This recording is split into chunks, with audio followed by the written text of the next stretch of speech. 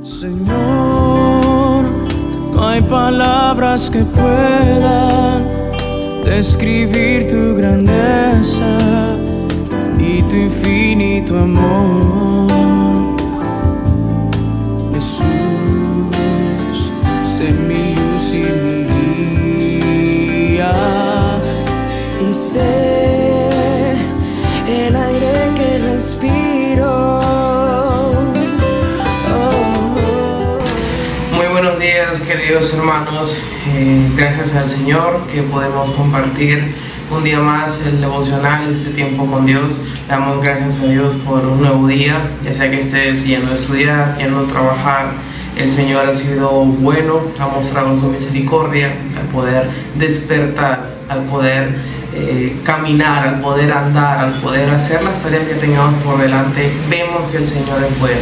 Le damos gracias al Señor por eso, por poder estar en este tiempo de escuchar su palabra, seguir aprendiendo un poco más de nuestro buen Dios, como el Señor habla una y otra vez a lo largo de este devocional, de este tiempo con Dios. Y le damos gracias al Señor por poder continuar.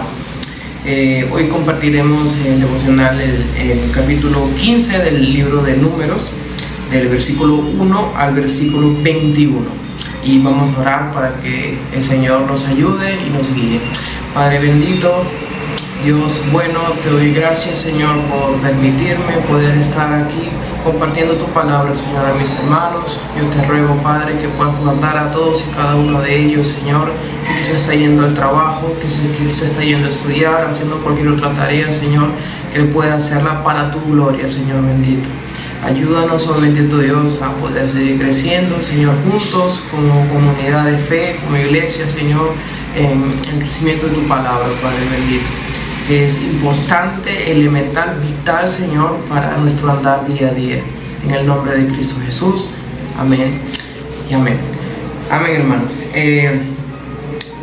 Como hemos visto hace algunos días, con el pueblo de Israel, todo el contexto que ha estado aconteciendo cuando murmuran los israelitas después de que van unos espías a ver la tierra prometida, la tierra que el Señor les va a dar al pueblo de Israel, y como muchos del pueblo se asombran porque vieron muchas, por lo que para ellos serían muchas contras en cuanto a tomar a esa tierra.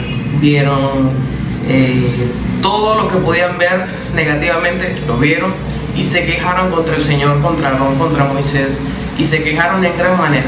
Y esa queja, esa murmuración llegó a Dios, y como Dios castiga, juzga esta murmuración y esta queja del pueblo, y les dice que esta generación que se había quejado y murmurado tanto contra él, no va a ver la tierra prometida, que sería la siguiente generación, 40 años después, que podía ingresar a la tierra prometida. Así culmina el capítulo 14, y luego venimos a este capítulo 15, que probablemente ha pasado algún tiempo, y el Señor va a dar algunos recordatorios y algunas directrices de cómo debe ser, o mejor dicho, cómo el pueblo de Israel debía adorar al Señor una vez que entre a la tierra prometida. Y dice así desde el versículo 1. El Señor se dirigió a Moisés y le dijo: di a los israelitas lo siguiente: cuando entren ustedes en el país que yo voy a darles para que vivan en él, y me ofrezcan un toro o una oveja para quemarlo en mi honor como sacrificio u holocausto de olor agradable, ya sea en cumplimiento de alguna promesa o como ofrenda voluntaria o en ocasión de alguna fiesta, el que presente la ofrenda deberá añadir 2 kilos de harina fina amasada con 1 litro de aceite. Además, a los sacrificios indicados se deberá añadir una ofrenda de 1 litro de vino por cada cordero. Si se trata del sacrificio de un carnero, se añadirá 4 kilos de harina amasada con poco más de 1 litro de aceite y algo más de 1 litro de vino, como ofrenda de olor agradable para mí. Si se trata del sacrificio de un becerro, para ofrecerlo como holocausto o como sacrificio de reconciliación o en cumplimiento de una promesa, se añadirán 6 kilos de harina amasada con 2 litros de aceite. más 2 litros de vino como ofrenda quemada de olor agradable para mí. Versículo 11, esto es lo que deberá hacerse por cada toro, cada carnero, cada cordero o cada cabrito que se ofrezca. Por cada animal que se ofrezca se hará su ofrenda correspondiente según el número de animales. Una pequeña pausa por acá. Vemos claramente, hermanos, quizá nos podemos perder un poco en el aceite, en el cordero, en el carnero, pero todo eso tenía una razón de ser. En primer lugar, todos estos sacrificios que se hacían por el pecado o de reconciliación o una ofrenda de gratitud al Señor, todo esto se hacía y era una representación, una sombra de lo que había de venir, que era Cristo, el Cordero que quita el pecado del mundo. O sea, todos estos sacrificios, ¿no?, apuntaban al Señor Jesucristo, que luego en el Nuevo Testamento vemos cómo se cumple todo eso en el Señor Jesús. Pero al momento en el que se le manda a Moisés y luego se instituye más adelante, cuando el templo lo forma, ¿no? Empieza David y termina con Salomón, vemos cómo el Señor acá nos da a conocer la forma en que Él desea y quiere ser adorado. No nace del pueblo de Israel, no nace ni siquiera de Moisés, tampoco de Aarón, sino que sale del mismo Señor el cómo debe ser Dios adorado. Como decía, hoy en día no tenemos este sistema de sacrificios, ¿no? Llevar un cordero, llevar un becerro, etcétera, etcétera. Pero hoy en día, recordando las palabras de Jesús a la mujer samaritana, ¿cómo quiere el Señor que le adoremos nosotros? En espíritu y en verdad.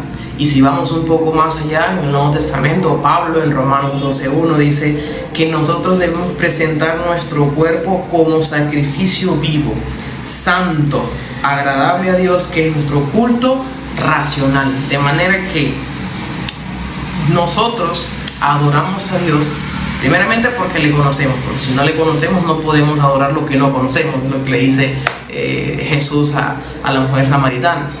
Entonces, cuando nosotros conocemos a Dios verdaderamente por lo que es, va a salir naturalmente ese tipo de adoración que Él busca. Pero nosotros en las Escrituras vemos la forma en cómo Dios quiere que nosotros le adoremos. Como decía, en espíritu y en verdad. No solamente con obras externas, porque incluso también vemos en otra parte de la Biblia, que se me va un poco el versículo, pero el pueblo de Israel había quizá captado en cuanto a la obra, en cuanto al hacer, la había captado muy bien. Ofrecían rituales que por aquí, que por allá, de hecho habían aumentado a lo que la palabra no decía, le agregaron un montón de ritos que de luego Jesús en el Nuevo Testamento cuestiona, ¿no? Pero se había vuelto profesionales los israelitas, los fariseos, los saduceos, etcétera. El pueblo en general sabía lo que tenía que hacer, pero de hacerlo de una forma mecánica, hacerlo en espíritu y en verdad, es una distancia diametralmente distinta. No es lo mismo que nosotros hagamos las cosas porque queremos hacerlas en espíritu y en verdad, porque amamos a Dios, porque adoramos a Dios, porque le conocemos a Dios, o simplemente hacerlas porque Él nos manda a hacerlas y es una obediencia a medias, porque nuestro corazón no está ahí. De hecho, Jesús también, recordamos lo que Jesús dice, su corazón, está lejos de mí.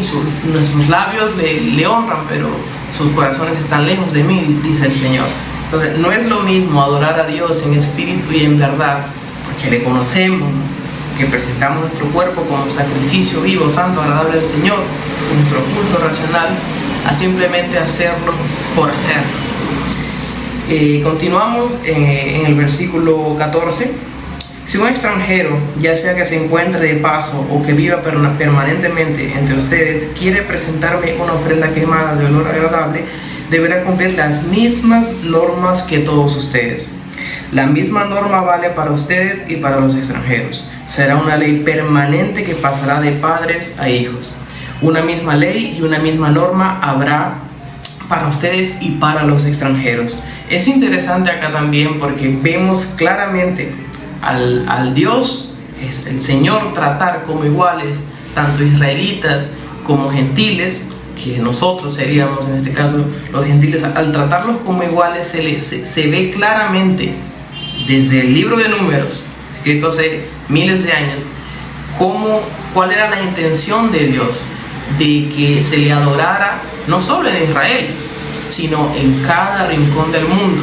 Y de hecho lo vemos en el mismo Abraham, cuando dice que les dará, que su descendencia abarcará toda la tierra, no solamente era Israel. Y eso vemos incluso también en el pueblo de Israel, que se habían ensimismado tanto en ellos mismos, se habían en lugar de expandir la fe verdadera, ellos solo se ensimismaron tanto en sí mismos que olvidaron que Dios tenía un plan no solamente para ellos, sino también para los gentiles. Y es interesante incluso notar esto. Versículo 17: el Señor se dirigió a Moisés y le dijo: di a los israelitas lo siguiente: cuando hayan entrado en el país a donde los voy a llevar y empiecen a disfrutar del trigo que se produce en él, deberán separar una parte para ofrecérmelo. Y así como ofrecen la primera porción del trigo trillado, así también con la primera masa que preparen me harán una ofrenda de pan. Esta ofrenda deberán hacerla siempre. Esta era una especie de ofrenda también acerca de las primicias, como se conocen, las primicias del cultivo, de la siembra, de la cosecha. Era algo que también se hacía en todo este sistema de sacrificios y ofrendas. Si bien es cierto, como decía, que ya no tenemos un templo físico donde hacer todas estas cosas, y aunque lo tuviéramos no es necesario, porque en Cristo se consumó todo el sacrificio.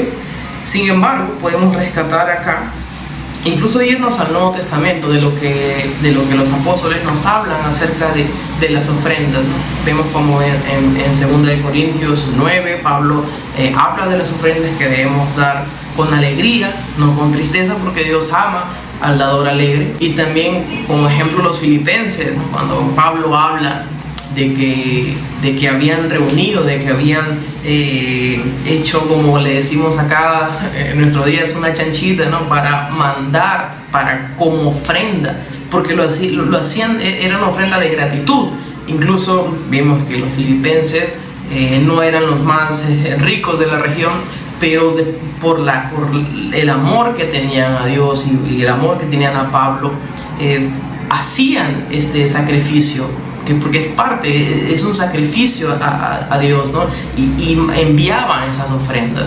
Entonces, también es ejemplo de cómo debemos ser generosos, desprendidos para la obra del Señor, desprendidos para los siervos del Señor que nos ayudan, que nos enseñan la palabra, que están al frente de nosotros, ¿no? De cómo poder tener ese gesto que nos enseña la palabra de generosidad, de poder ofrecerle a Dios, porque en principio es a Dios, ¿no?